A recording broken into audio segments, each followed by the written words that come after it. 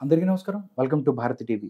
ప్రస్తుత రాజకీయ అంశాల మీద మనతో విశ్లేషణలో పాల్గొంటున్నారు cinema critic, political analyst Vignan గారు. విజ్ఞాన్ గారితో మేడం నమస్కారం అండి. నమస్తే అండి.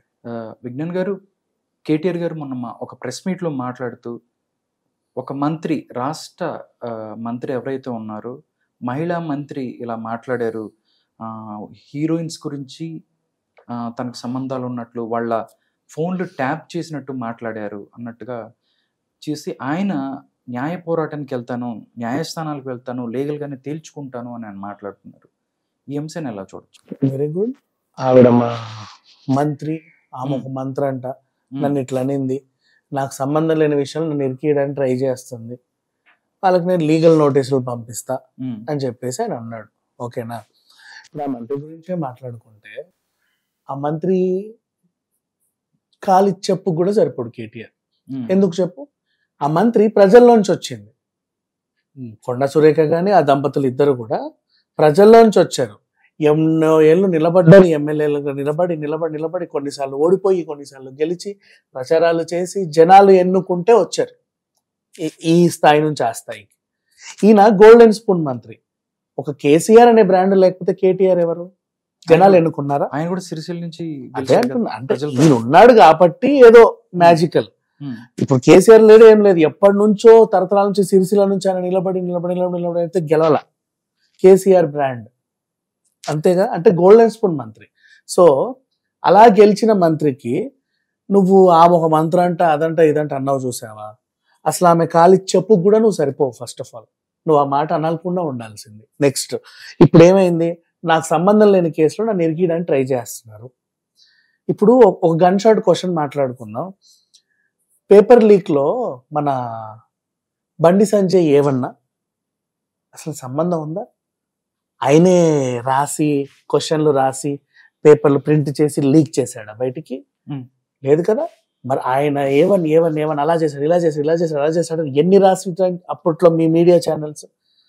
మరి అదే బండి సంజయ్ నీ మీద పరువు నష్టం దావా వేస్తే ఇప్పుడు ఎక్కడికి వెళ్తావు నువ్వు? వేయడు. ఎందుకంటే సభ్యత, సంస్కారం అనేవి వాళ్ళకు ఉన్నాయి కాబట్టి అని వదిలేసాడు అంతే. నెక్స్ట్, ఇంకా బోల్డ్ అనే విషయాలలో షర్మిలని కూడా ఎన్నెన్నెన్ని మాట్లాడినారు, బూతులు తిట్టారు.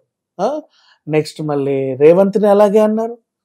మన ఈటల రాజేందర్ గారిని అయితే ఆయన ఇది మా దగ్గర చాలా, మా పేరు చెప్పుకొని చాలా దోపిడీలు చేశాడు, అందుకే మేము వెళ్ళగొట్టాము, దూరం చేసాము, మేము ప్రజల మనుషులము, ఇట్లాంటి వాళ్ళు మన దగ్గర ఉండొద్దు అన్నట్టుగా ఆయన మీద ఇన్ని కథనాలు రాసావు.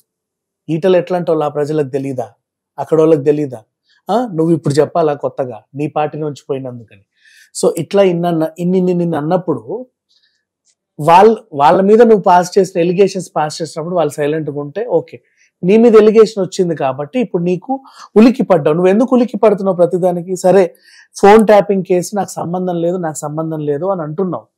మరి అంతే గట్టిగా అసలు బీఆర్ఎస్ ప్రభుత్వానికి కానీ, టీఆర్ఎస్ ప్రభుత్వానికి కానీ, కేసీఆర్ కానీ ఫోన్ ట్యాపింగ్ సంబంధం లేదు అని ఎందుకు చెప్పలేకపోయావు?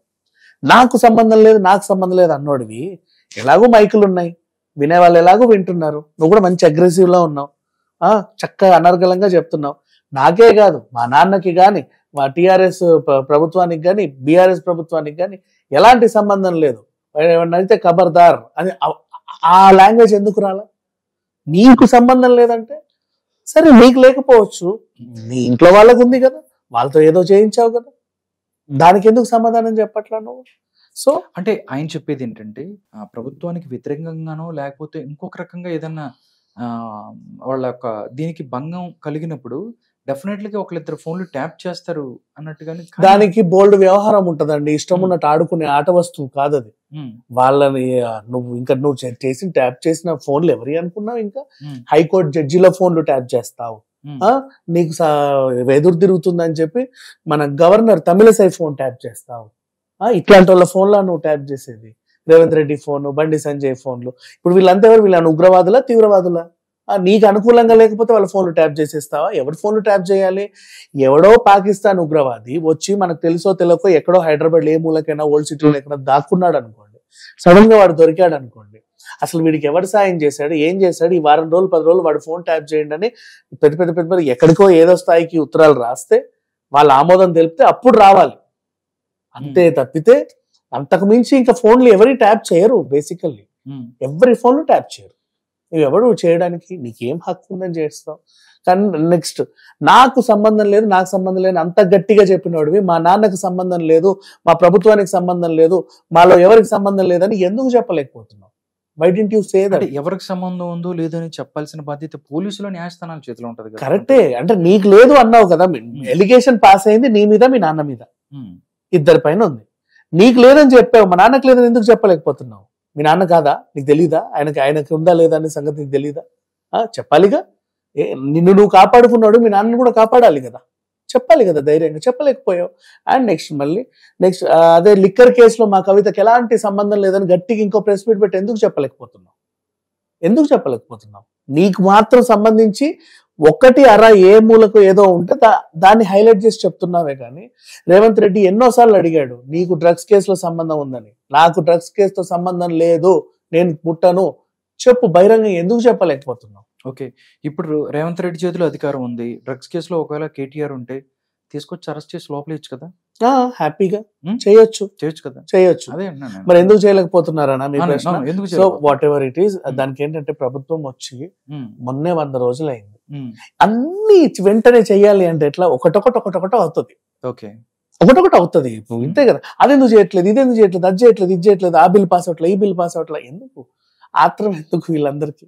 జస్ట్ వీళ్ళు 10 ఏళ్ళు చేసిన రచ్చ అంతా వీళ్ళు 100 రోజుల్లో కడిగే అంత రచ్చ ఎందుకు? 100 రోజుల్లో కడగలేంగా.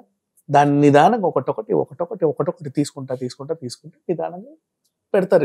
ఇప్పుడు కాకపోతే 4 రోజులకు మళ్ళీ అది వచ్చేస్తుంది. ఓకే, అంటే నార్మల్గా ఎవరైతే రాజకీయ ప్రత్యర్థుల ఫోన్లు అవ్వచ్చు, లేకపోతే వేరే వాళ్ళ సినిమా హీరోయిన్ల ఫోన్లో వేరే దాంట్లో ఎంత నిజం ఉంది ఏంటంటే ప్రభుత్వం, దాంతోపాటు ఏజెన్సీ సంస్థలు అవి నీకు తెలుస్తాయి, లేకపోతే కోర్టులు చెప్తాయి. కానీ సాక్షాత్తు హైకోర్టు జడ్జిల ఫోన్లు ట్యాప్ చేశారు అని చెప్పి దీనికి సంబంధించి నాంపల్లి పోలీసులు చెప్తున్న పరిస్థితి.